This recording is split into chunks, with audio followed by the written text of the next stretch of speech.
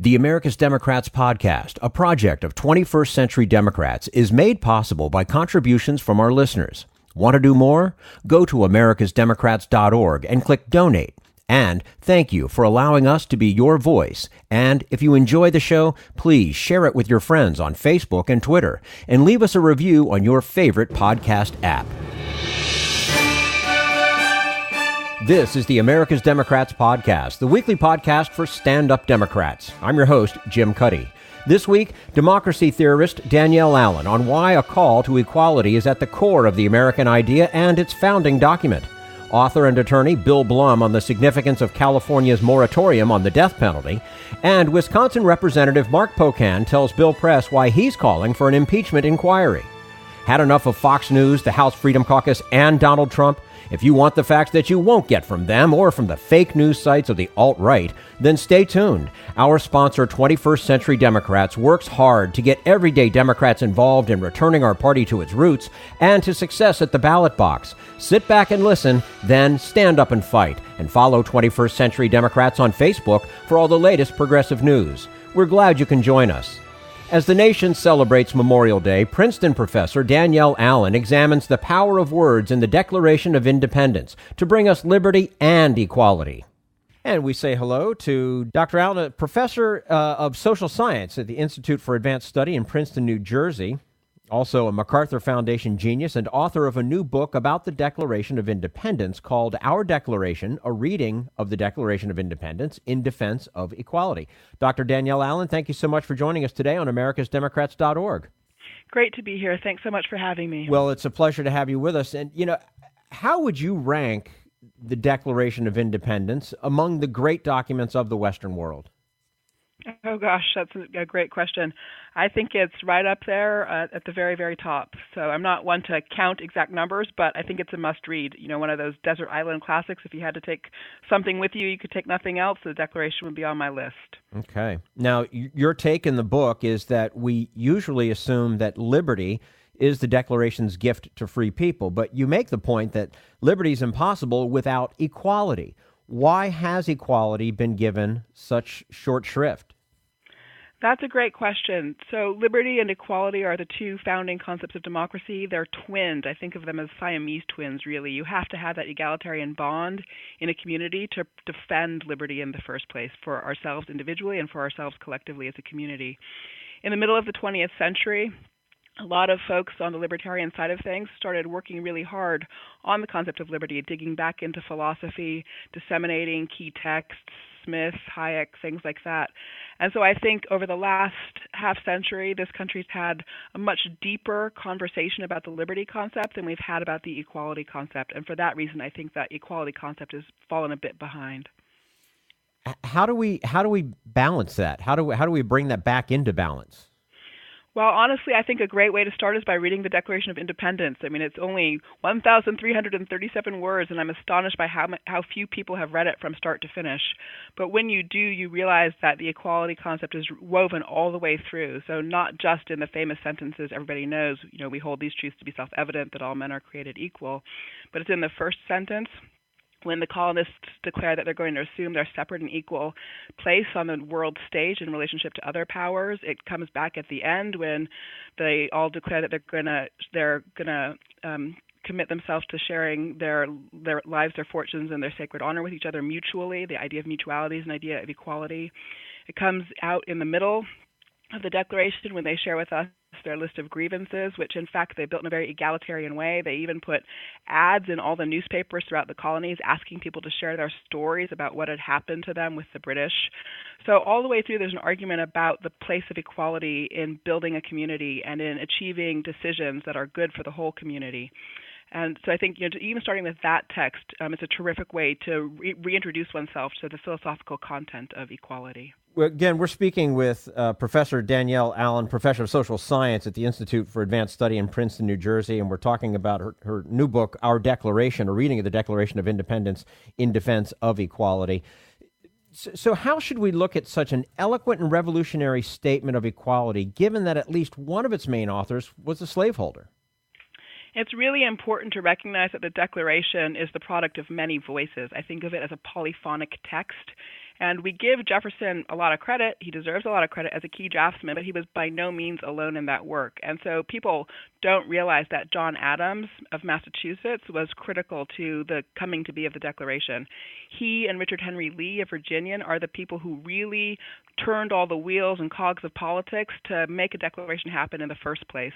They're the ones who got the resolution going that there should be a declaration and got a committee set up, got Jefferson elected to it, and so forth. But the key thing there is that Adams was an anti-slavery person. He never held slaves. He was against slavery. He wrote an important text that was published in April of 1776, arguing that happiness should be the key concept around which governments organize themselves. That happiness concept, it could not be more important because what it did was displace the Virginians' property concept. The Virginians wanted and did in the Virginia Declaration of Rights use a property concept as part of a way of defending slavery. By keeping that out of the Declaration, which was surely Adams' contribution, he made sure that the Declaration itself could not count as a defense of slavery. Now, while we look back at the Declaration of Independence as an almost sacred text advocating equality and liberty, wasn't it really an appeal by rich white male merchants who simply wanted to gain seats in Parliament?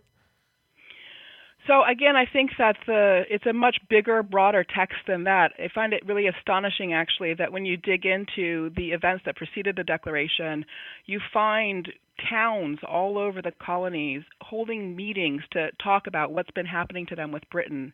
And, literally towns would put up posters and say, everybody gather in Farmer Smith's field on Sunday at 3 p.m. And then you had royal governors punishing people for trying to gather like that. And those gathering of townspeople brought all different kinds of people together, merchants, yes, but farmers as well. And we even have places where we can see women participating in some of these conversations. So it's a bigger, richer story than we're used to telling. Mm-hmm.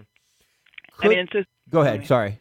Well, for example, people are used to understanding that those kinds of meetings happened in, say, Massachusetts, which had a very strong Democratic town culture. But those kinds of meetings happened in Georgia as well, which people think of as sort of more oriented towards an aristocratic system. So there really were deep Democratic roots operating as the conversations that built to the Declaration of Independence. Mm-hmm. Could the Revolutionary War have succeeded without those 1,377 words?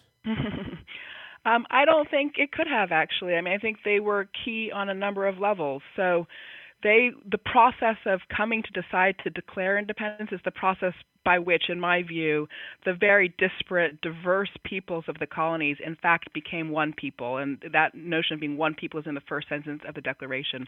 That wasn't an obvious thing. They were from different parts of Europe. They weren't all even English speakers and so forth. There was even religious diversity among them. So they had to become one people in order to win.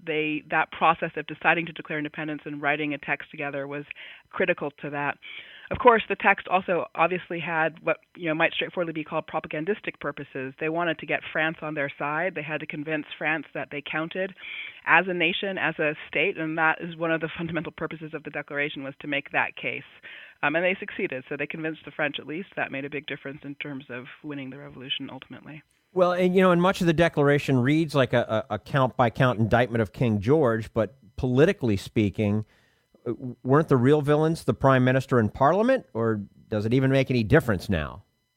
Yeah, that's a fascinating question, and I think it is one of the trickiest questions. So there's a real silence about Parliament in the Declaration. So when you read that list of grievances, there's even one in the middle where they describe the king as having combined with others.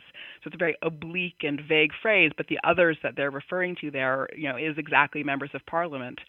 So why did they leave Parliament out? I think there are two reasons. One, because the symbol of a tyrant was a very powerful symbol for mobilizing people. So in that regard, it was a rhetorical move.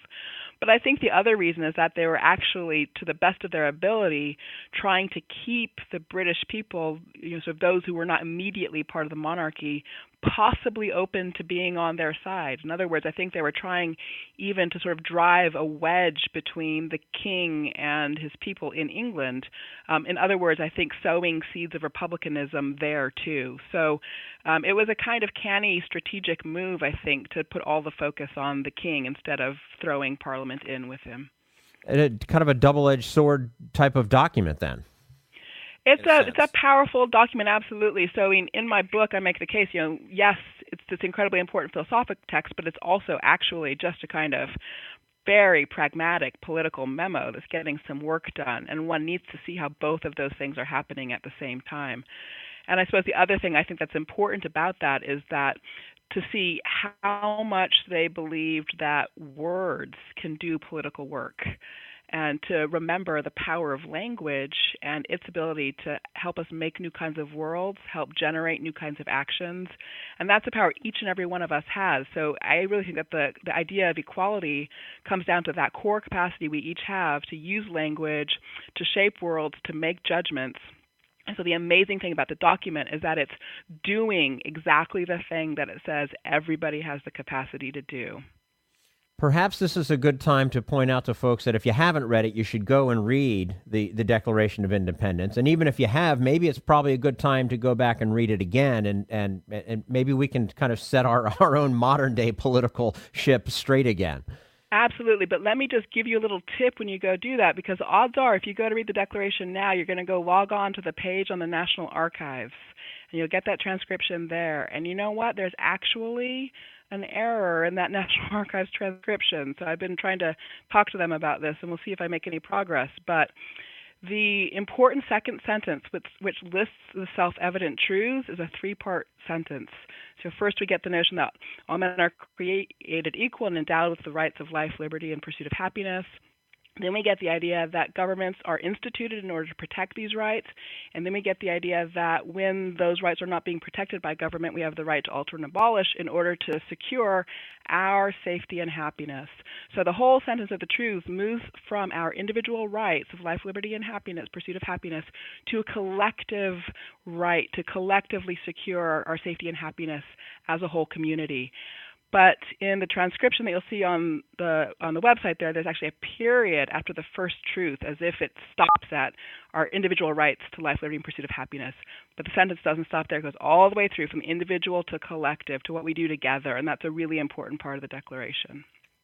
I find it astounding that it's inaccurate there on that website, but it's a complicated story for how that happened, but it's the case. If you go look at all the manuscripts that Jefferson wrote, the manuscripts that Adams wrote, the manuscript record that's in the Continental Congress's official record, there's no period there. Okay. Dr. Danielle Allen, professor of social science at the Institute for Advanced Study in Princeton, New Jersey. Her new book, Our Declaration, a reading of the Declaration of Independence in defense of equality. Dr. Allen, thank you so much for joining us today on americasdemocrats.org. Sure thing. Thank you again. And this is the America's Democrats podcast, the weekly podcast for stand-up Democrats.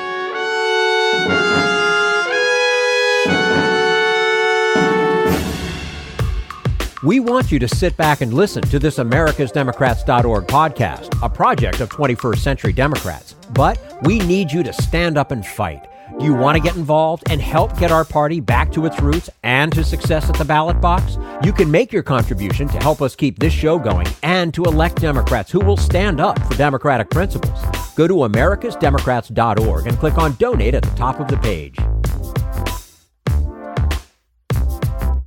This Social Security measure, I believe that we must pass legislation to provide medical care.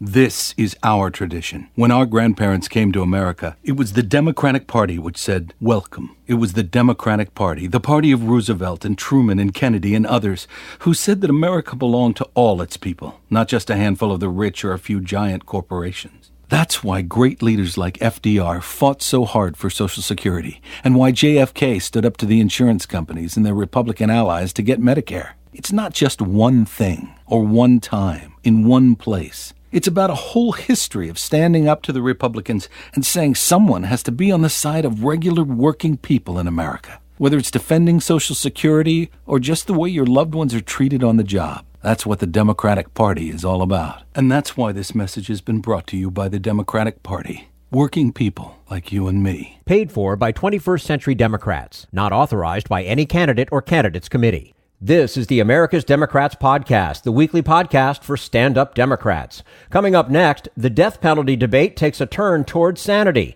But first, we turn to Jim Hightower, America's #1 populist, for his common sense commentary. The most ridiculous thing about Donald Trump's xenophobic, demagogic assault on Central American amnesty seekers is that his frantic demand to build a $5 billion border wall is not his most ridiculous ploy. Even more ridiculous is his panicky political assertion that the caravans coming north through Mexico are gangs of rapists, murderers, and terrorists out to slaughter and conquer us. Never mind that the migrants he demonizes are overwhelmingly women, children, and peaceful families who are fleeing the terrifying gangs, extortionists, and corrupt officials who've turned their lives in El Salvador, Guatemala, and Honduras into hell. But rather than greet these refugees with a policy of common compassion and long-term solutions, Trump and his fellow Republican screechers have militarized the border to separate them from their children, incarcerate them, and turn them into political pawns for Trump's re-election campaign. But wait, it gets more ridiculous. Crying that the three countries should bar these desperate families from fleeing the horrors of home, Trump has peevishly and stupidly cut off U.S. aid intended to battle the gang violence driving them northward. Okay, Trump has no empathy or subtlety, but how smart do you have to be to see that if you have no strategy to help mitigate the nightmarish conditions of your neighbors, you'll have to cope with the fallout on your own doorstep?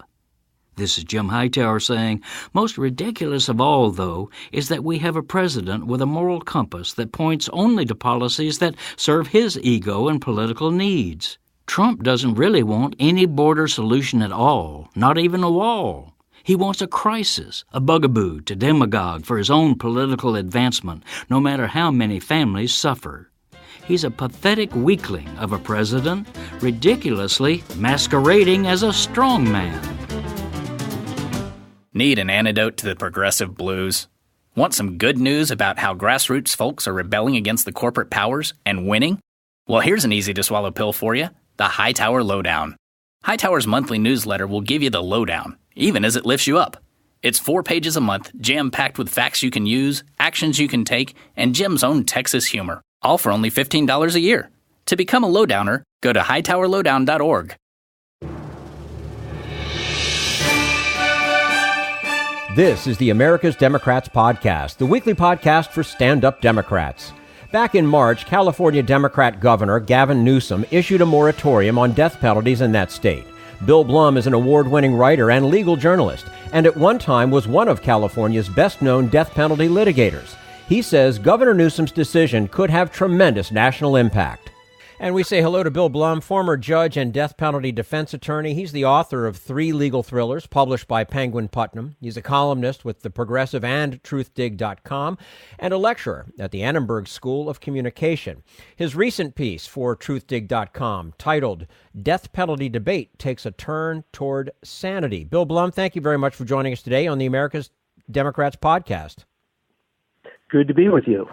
Nice to have you with us. You recently wrote about California Governor Gavin Newsom's decision to sign an executive order imposing a moratorium on the death penalty in California. And you had a very personal reaction. Tell us about your connection to this issue and your initial reaction to this decision. Well, I litigated death penalty cases for a number of years.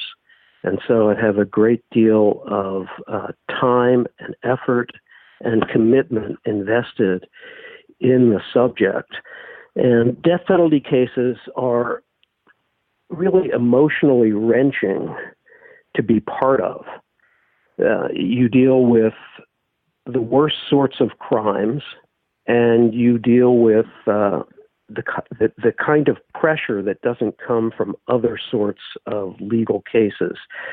You deal with prosecutors who are under great pressure to obtain convictions and death sentences, and sometimes they will go to great and arguably illegal lengths to achieve that.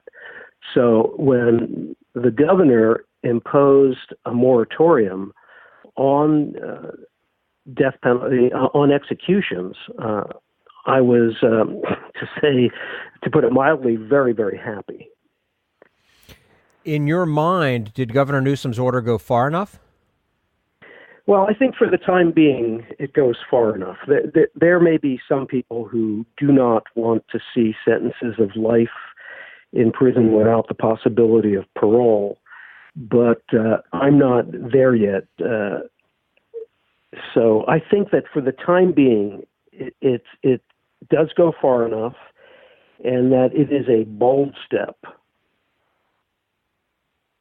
You write that this decision is significant in several ways, one being that it's California. What's the significance of California in the death penalty story?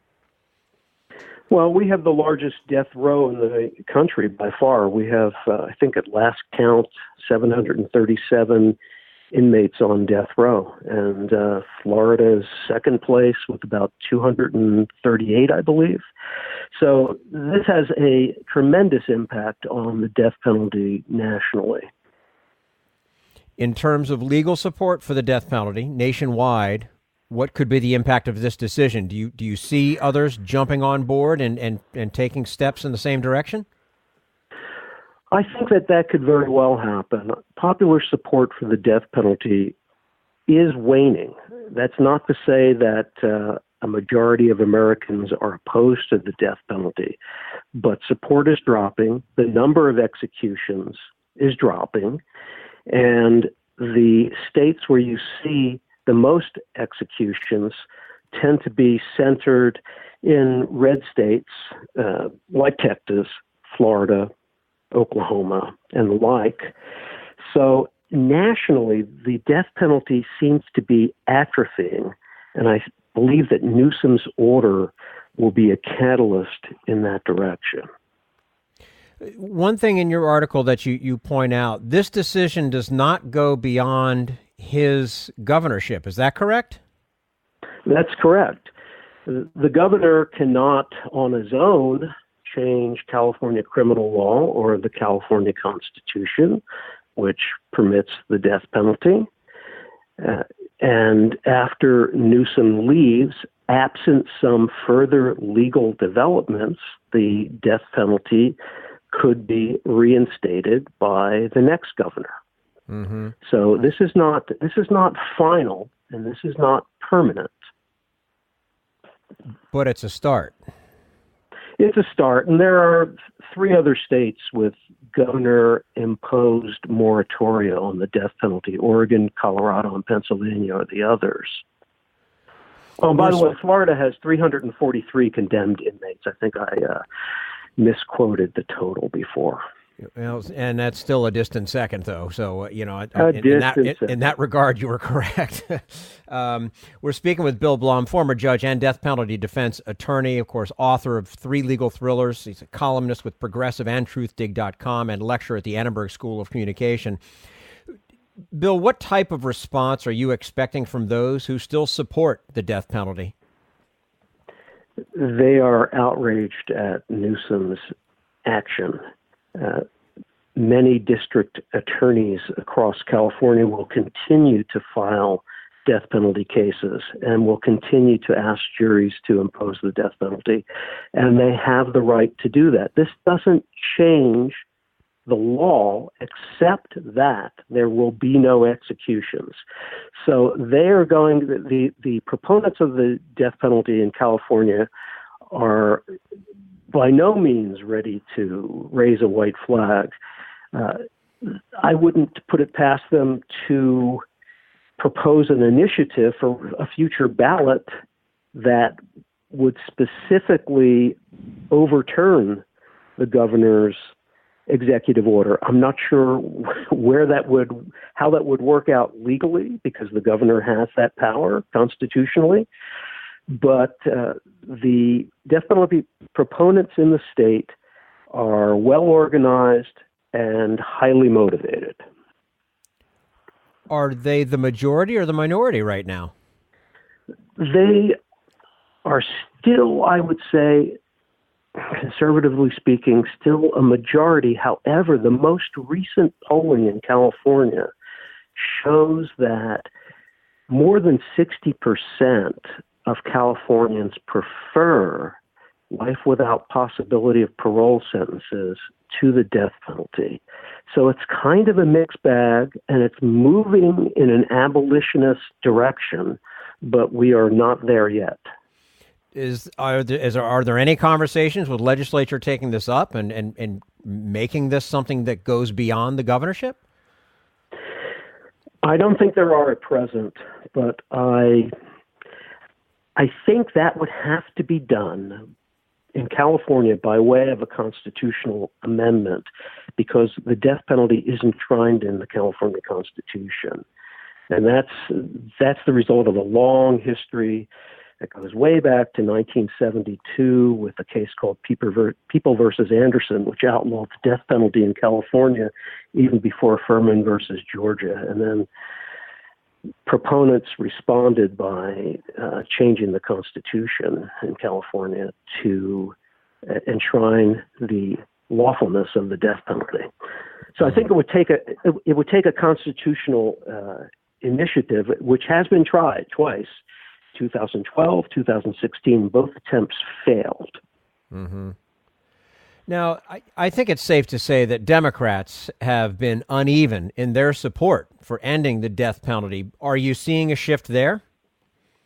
I think we are. I think more high-profile Democrats are coming out in opposition to the death penalty because it's very expensive. It remains arbitrary, which was the principal evil against which Furman sought to protect.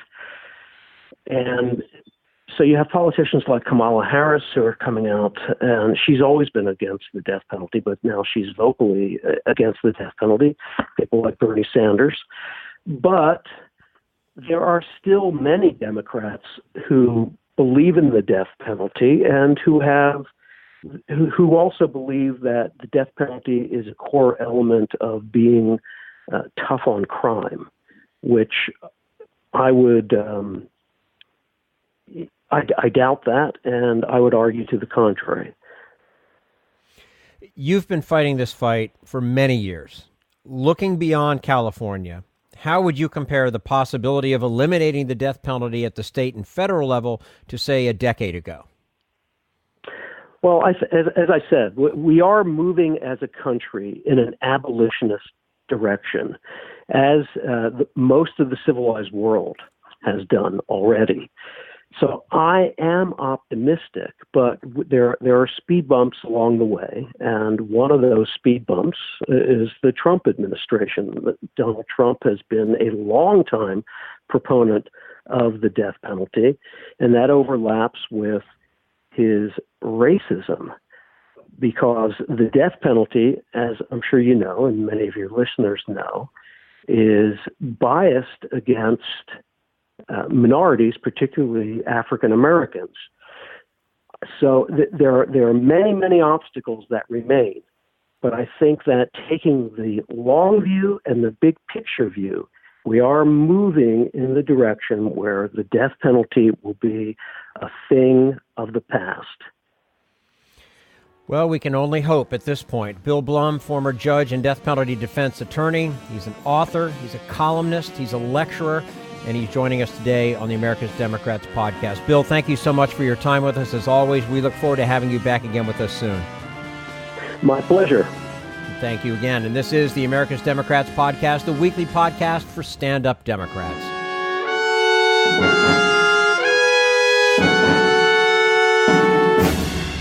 We want you to sit back and listen, but we need you to stand up and fight. Help get our party back to its roots and to success at the ballot box. Make your contribution to keep the AmericasDemocrats.org podcast, a project of 21st Century Democrats, on the air, and help elect stand-up Democrats.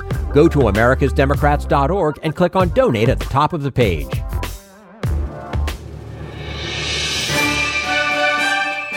This is the America's Democrats podcast, the weekly podcast for stand-up Democrats. And now, Democrat Representative Mark Pocan from Wisconsin joins Bill Press to talk about the fallout from Infrastructure Week in Washington and the road to impeachment. And here with us in studio, honoring us again with his presence, from Wisconsin's 2nd Congressional District, co-chair of the House Progressive Caucus, Congressman Mark Pocan. Congressman, good to see you. Good to see you, Bill. Now, before we get into the news business of the day, I've got to ask you, I thought of you the other night because I actually went to a magic show. Oh, really? Because Congressman wears many hats. He's the congressman from Wisconsin's 2nd district. He's also co-chair of the Progressive Caucus, and he is a magician. Well, you have a business, a sign business, and then you also do magic tricks on the side. Because I've got a lot of spare time. Yeah, right. Clearly. Right. Yeah, right. So I wonder if you've heard of this young man, Shin Lim. Oh, yeah. Shin Lim, he just won America's Got Talent. He did. Yeah. Right. Where'd you see him at? At the Library of Congress. It's a special program. I was the MC for the program, and he was the entertainment. Very cool. Boy, I got to tell you, he Yeah. is really good. He just performed with a friend of mine, Ben Seidman from Wisconsin, in Connecticut. They had about 4,000 people in an audience, and I know he's coming back through the area in October in D.C. In D.C.? Yeah. Yeah. But no, he's very, very good. I've seen him at conventions, and yeah. And they're It's a setting good up a big theater for him now in Las Vegas, where he'll be. Yeah, I think whenever you win America's Got Talent, not only did he win America's Got Talent, but then he won like the best of, so all the winners from various years, and then he won that as a follow-up. So no, it's a great act, He'll great have performer. a very, very good career in Las Vegas. Yes. Yeah, he's going to get a huge. I'm sure because I saw this last one in Las Vegas. One of the last winners of America's Got Talent. They get their own theater. They have their billboards everywhere. Yeah. People are going to flock. Plus, to that. you've got Penn and Teller there, Yeah. and you have David Copperfield, right? The illusionist, right? As a magician. So, yeah. And then Matt Franco, a former winner. Yeah, that's right. Yeah, he's got a theater there. There's a whole bunch of other folks. But I'm just saying, Congressman, after this politics thing That's is over, no. Hey, I've got to know and become friends with David Copperfield wow. through this job, which is very cool. Really? Yeah, and he's like a billionaire from doing magic. I was going to say, he's one of the wealthiest people on the planet. I totally went the wrong direction with my youth. Instead of continuing to play with cards and coins and deceiving people, I went into the politics business, which some people would say is about deceiving people. So I don't know how much I shifted, but I just shifted for less money, apparently. There you go. That's noble. Well, Yes. I kept thinking of you, and I wish you had been with me, and you could have told me how he pulled these tricks off. I mean, he is so good. He's very good and very innovative. A lot of the stuff he does hasn't been done previously, which is why I think he wins so many awards and things. So, all right. Yeah. on to the magic of the day, right, or whatever. What was your take on the president's little temper tantrum yesterday, walking out of that infrastructure meeting and storming into the Rose Garden and slamming Nancy Pelosi and all the members of Congress? Well, I mean, first of all, you knew he didn't do his homework, right? He didn't come up with the funding like he was supposed to for the meeting that was 3 weeks after they agreed to $2 trillion. So he was setting it up the night before that he couldn't do it if we didn't pass trade. And then when this happened, he threw his little fit. And a reporter back home asked me, like, how do you deal with it? What's next? I said, I don't know. I have to go find an elementary school teacher to find out how you deal with adolescents.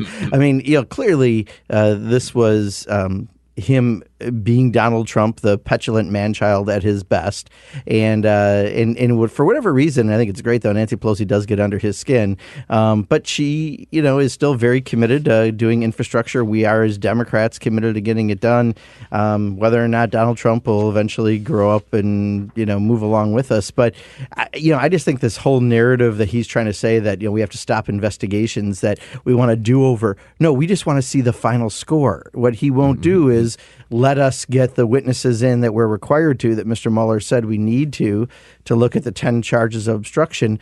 The fact that he keeps saying he's innocent and the fact that he keeps blocking every witness from coming to Congress is incredible. Doesn't pass the smell test in Wisconsin. If you're an innocent man, you would give the person a ride. You'd give them a bottle of water so their voice is really clear, so they can explain how innocent the president is. And instead, he's doing everything that a child who just broke something would do when they don't want the parent to know they broke something. Well, and he does say, I'm willing to work with you. I'll do anything. Infrastructure is what I do. In fact, Peter, I think we have that bite from the Rose Garden again yesterday.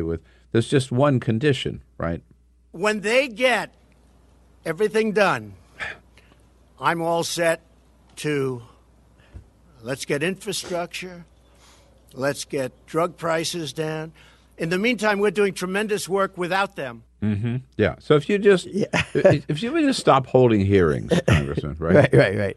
Stop doing oversight. Stop doing the duties of a separate but co-equal branch of government. Yeah. it'd be just fine. If you would just stop doing your job, Yeah. Well, clearly he can't do infrastructure because this is like, the 10th week he's tried to do infrastructure in his term.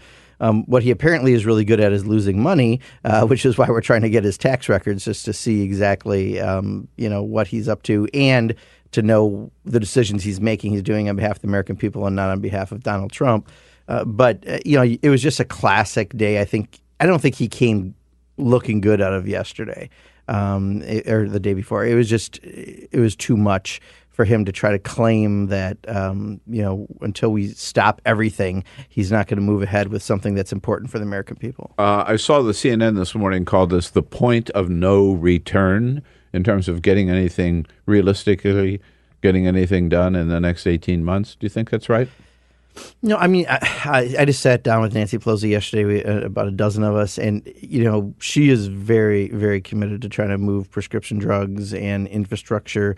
We already moved our trying to address the culture of corruption in Washington, H.R. 1, and we're going to continue to break that out into more bills to see what we can get the Senate to take up. The problem is the Senate's doing nothing. I talked to Bernie Sanders yesterday, and he said other than approving awful judges, they don't have anything to vote on because Mitch McConnell is too afraid to do anything because he's afraid he's going to get a primary, and that's why Lindsey Graham has also become a Trump sycophant because he's afraid of a primary, and because of that, we're not able to do anything apparently in the U.S. Senate. But Nancy is very, very committed, and she's trying to put proposals that the president had previously talked about together, and she's still negotiating, and then he does things like he did this week. Right.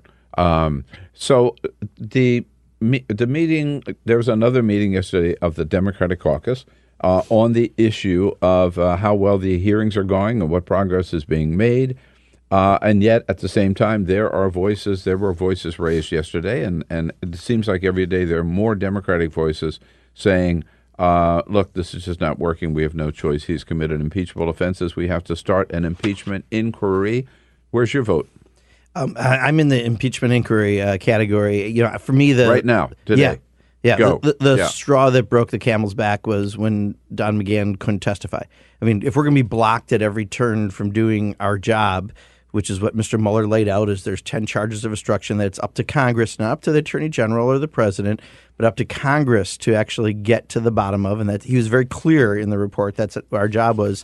So we had to bring in, if you read the stuff about Don McGahn, I mean, the president keeps saying, I didn't tell him to fire Mueller. If you read the report, he told him to get rid of him, make sure he's not there, like every euphemism but fire. And he's trying to claim because he didn't use the magic word. He's a conflict. He can't continue to serve in that position. He's got to go. Yeah, I mean, it was. And so, that's one of the obstruction charges that, according to Mr. Mueller, that we have to look at.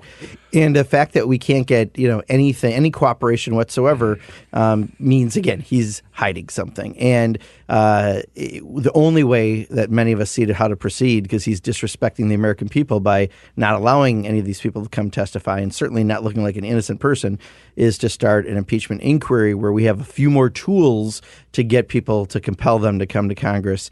And that's why I think now it's somewhere between 30 and 40 members are in that camp, and most of it broke in the last 48 hours. Right. There's certainly been a flood of new voices, again, prompted by some of the things that his response to some of the requests for either witnesses or documents. Well, he's clearly not going to cooperate at any level. And now most recently with his until you stop this, we're not going to do anything. I mean, if you wrote a novel about a really, really guilty person, you couldn't have been any more, clear in drawing someone who looks exactly like Donald Trump. I mean, by not wanting anyone to come, by saying if you keep doing this, we're not going to do anything else that the American people need, is a guy who clearly knows he did something wrong. And while the Attorney General was willing to violate his trust with the American people in order to be Donald Trump's personal lawyer, we're not going to take on that role. Right. The arguments on the other side, and I'm sure you've heard these from the speaker, are like 3 or 4 maybe. One, this is going to suck up all the oxygen in the room if we go this route, and there clearly will not be any legislative agenda. 2, that the American people aren't really behind us on this. It would be strictly one-sided Democratic side and not much support from the American people. 3, that this could be exactly what Donald Trump wants, right? And we'd be walking right at the day he'd have this whole thing for the next 18 months, just like he railed against the Mueller report, now be railing against impeachment. And 4, that is not going to happen anyway because we're not going to get rid of him anyway through impeachment because there are no votes not enough votes in the Senate, never will be. So those are pretty strong arguments. Yeah, I would argue, though, this isn't a political calculation. It's a constitutional application. We have to look at it through. So if he's done something wrong, my oath was to the Constitution, not to Nancy Pelosi or the Democratic Party, is a political thing, and I'm not saying anything bad about her. Yeah. In saying that, I'm saying it has risen to something we have to do, and that's why I think many of us are saying we need to move forward. Secondly, it is the only thing reporters ask us about. We recently did a pen and pad reporter thing with the Progressive Caucus, and after we talked about the meaty bills that we're doing and trying to advocate for, the only 2 questions that came up were about the DCCC and mainly about impeachment. So this way, at least we can say, look, okay, we've started the impeachment inquiry. We're moving down that process. At the same time, hey, did you see what we did about prescription drugs? Let's start reporting. If we can walk and chew gum at the same time, maybe the press corps can walk and chew gum at the same time, right? And we would like to have a broader thing, but that already is happening. I mean, that is the only question that people ask about. And for us to pretend somehow that they're covering anything else, they're not. So by starting the inquiry, we can actually get the witnesses to come. We feel that's the best thing to do according to our constitutional responsibilities. And then we can still move forward and do the bills we're doing, which we are doing a lot of substantial stuff around cleaning up the corruption in Washington, gun violence prevention, health care, pay equity, go down the list, retirement security just this week. But no one's covering those things. And that may be our best way to try to get them covered. Right. Your co-chair, Pramila Jayapal from Washington State, has introduced a Medicare for All bill. Mm-hmm. Are you a supporter of that? And that seems to be like almost all the 2020 Democratic candidates have endorsed some version of Medicare for All. Where's it going? So this session really is the building the public support session. We've had at least 1 hearing already. We'll have more congressional hearings because several committees have oversight over the area.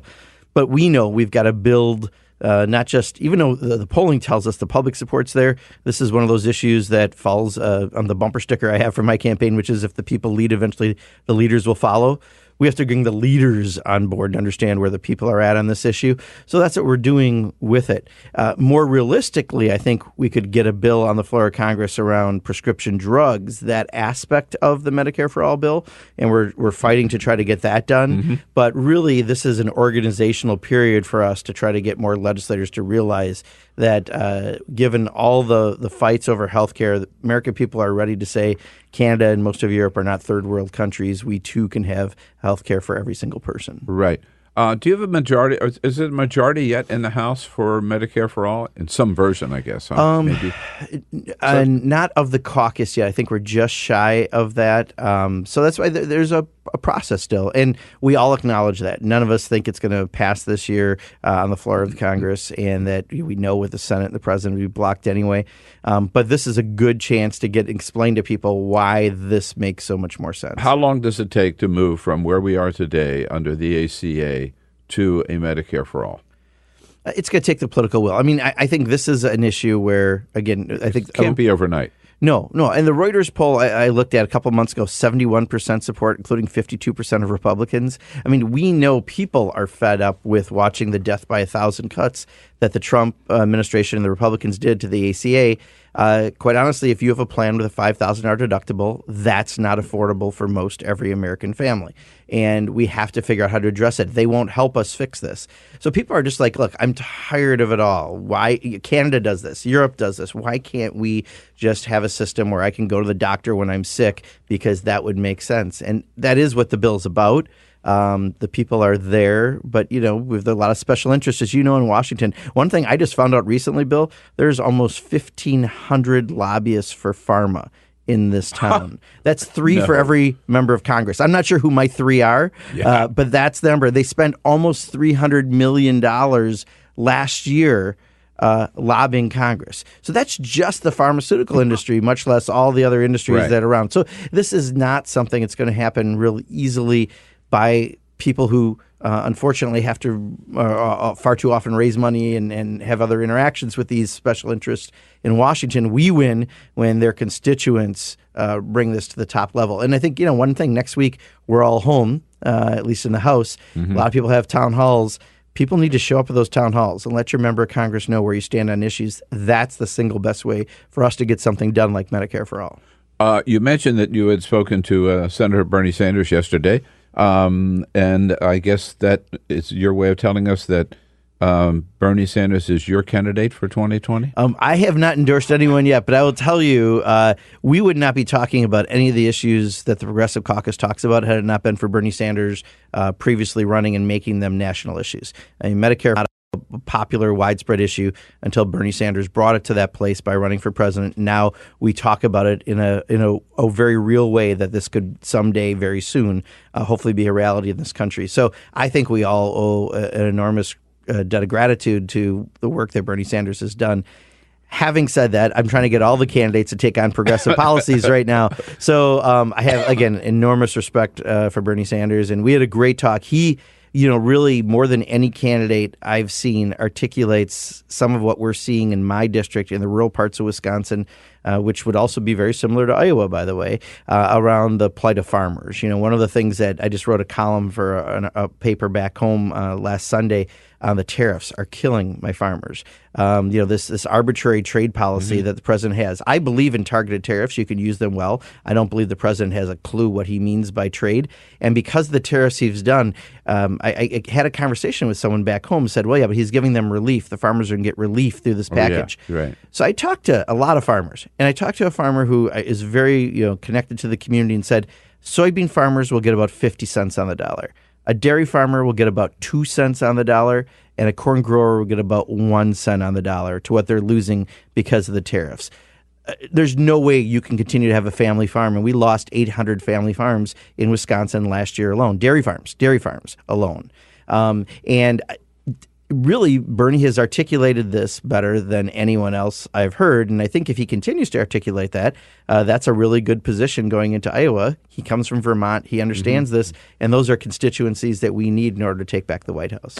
By the way, just a little aside, I heard yesterday at the Center for American Progress Ideas Forum, Senator John Tester from Montana speaking about the potential for votes for Democrats in rural America on the issues that they should talk about. And he's got a real message that would resonate there if they pay attention to some of the... And things like rural broadband, as you're talking about infrastructure, and you go down the list, we've lost more of the manufacturing jobs in the rural parts of America than not. And the only way you can live in a small rural community when you've lost the manufacturing jobs is if you have things like broadband and a post office. And what are Republicans going after?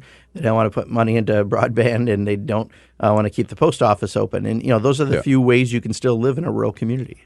So back to where we started, I remember with you through the 2016 campaign in the primary where the Progressive Caucus was focusing more on the issues than endorsing any particular candidate. Do you think the caucus will endorse? You've got 24 candidates this time. Yeah, the caucus will probably never do official endorsement. We only do that with members of Congress. But where you see members line up, right now I think Peter Welch, who obviously is from Vermont, Ro Khanna, I know both have endorsed Bernie at this point. A lot of our members have endorsed different people in the race. A couple have endorsed Kamala Harris from California. I think Don Beyer endorsed Pete Buttigieg, and I'm sure I'm forgetting a few others who've done something in it.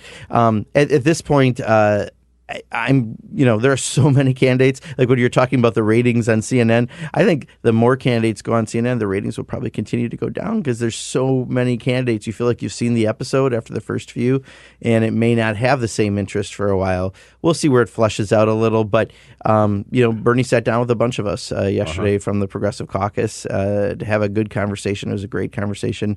I got great respect for Elizabeth Warren and others who are running as well. But this is a wild field to have a couple dozen candidates.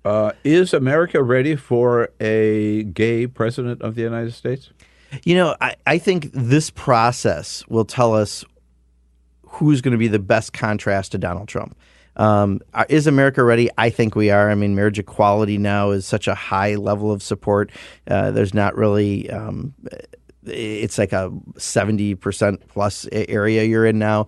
That was always the big issue that we had out there. We just passed the equality bill, even though Republicans weren't quite there. We did have, I think, 8 or 9 Republicans join us, but the American people, again, on that issue, understand you shouldn't be fired or lose your housing for who you love. The support is there in polling. To me, it's just, with that many candidates, even though we have wide variety from caucuses to open primaries to closed primaries, who comes out of that and what people decide they think is the best contrast, I think probably will put us in a place we've got the best contrast to Donald Trump. And I do believe in the process and the voters in that process. Right. Finally, just about a minute left, but you mentioned the DCCC. So this is the rule that Congresswoman Sherry Bustos put in place in the DCCC, that they're not going to do any business with any consultant who does work for anybody who challenges an incumbent. Is that still in place? Apparently it is, but I know that she just revisited a fundraiser she was doing for Dan Lipinski, and quite honestly, it's for the same rationale you would get rid of the rule. Yeah, and we should just drop that as well. I think, she's new being the DTRIP chair. We've got to hold a lot of seats. She's trying to do her very best on it. I think that was just a bad call for what they were trying to accomplish. I think they're doing a lot of good stuff, putting people in the field early, which will be helpful, but that rule is not helpful. It's not democratic with a small d, and a number of us would still like to see her change this. All right. Well, Congressman, again, end of the Bill Press Daily Show in the morning. Moving on to a podcast where we will continue to be in touch with you and absolutely, Bill, and lean on you and want to involve you in that. But as we transition, just got to thank you for all the times that you've come in here, Peter. One of our most frequent guests. Yeah, one of our favorite guests. Yeah, well, absolutely. You guys, it's a great program. So appreciated. And this is in Wisconsin, in Milwaukee. Conservative radio dominated. It really hurt us politically for a long time. Yep. And this is why this is so important for people to be able to hear the ideas, because they generally, on a polls, they agree with us on just about everything. But then they find a couple wedge issues to make them vote against their best interests. And this is our way to get the thoughts and ideas out. And nowadays, podcasts are absolutely the way. Even when I get on the plane now, I'm listening to different podcasts, and that's the way to get the message out. But it's so important that people can actually hear the articulation. So it's not Donald Trump just saying no obstruction, no collusion. Yeah. That's been part of our issue too with this. Why to go to impeachment? Our message is, well, we have 6 committee chairs that are working on over. Okay, I just lost everyone at that point, right? That can't be the proper response to no obstruction, no collusion, no obstruction. I think what you just said is the most important point. When people hear these ideas, they like them. And, whether it's progressive media or whether it's progressive politicians or progressive ideas, there's a reason that Republicans and conservatives have tried as hard as they could to push those things down and keep those things quiet. And keep those voices off the air. So, for sure. And some of our best times, by the way, were in Madison, Wisconsin. That was great having you there. That was. Well, those days we were on the air there out in Madison, and the few visits that we made to Madison. Yeah, you're always welcome back. They're great town and great people. You throw a good party there. Good. Thank you. All right.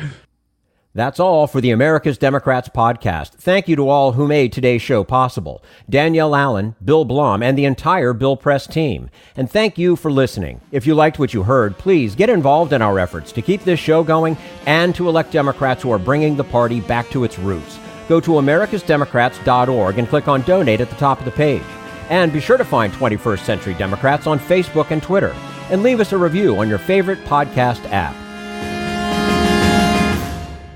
For the America's Democrats podcast, I'm your host, Jim Cuddy. We want you to sit back and listen, but we need you to stand up and fight. Join us. Support the americasdemocrats.org podcast, a project of 21st Century Democrats, and help elect Democrats who will stand up for democratic principles with your contribution today. Go to americasdemocrats.org and click on Donate at the top of the page.